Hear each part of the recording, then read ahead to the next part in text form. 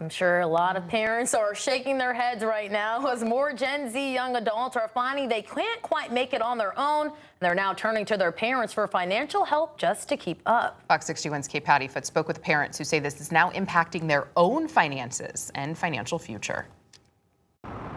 High cost of rent is just one of the many reasons why parents tell me they are helping their kids out financially.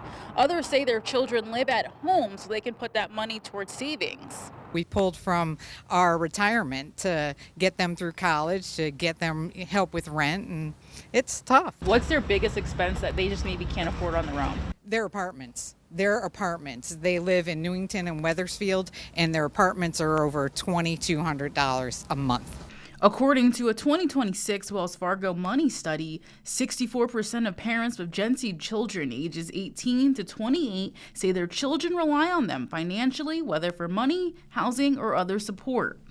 More than half of those parents, 56%, say that support is straining their own finances. Other parents say that's why their kids live at home. If the kids live with us, like 4 out of the 5 are doing, like they're saving money on rent, and when they work, there's more money in their pocket for their future, saving up for a home or whatever. So it makes total sense, right? There's not a lot of extra money, if any, out of our pocket, and then they get to, live here.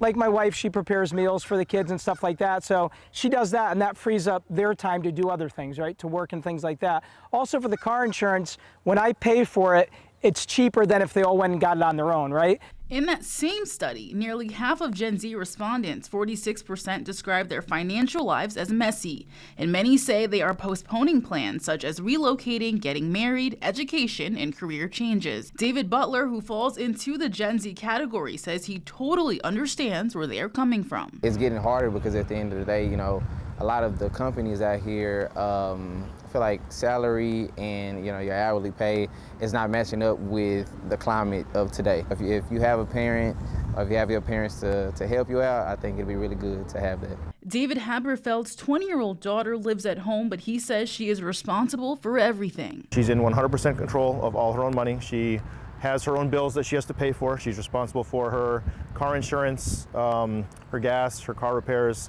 I charge her $200 a month for rent for her room. Haberfeld says he's trying to teach his daughter financial responsibility through all of this. I have her first investment at 20, so she and I have an Airbnb together, and we're 50-50, and it's going very well. So she does have her first half of an investment property. Butler said while some young adults have the opportunity to be financially independent, it all comes down to what they were taught when it comes to finances. In Hartford, Kate Pattyfoot, Fox 61.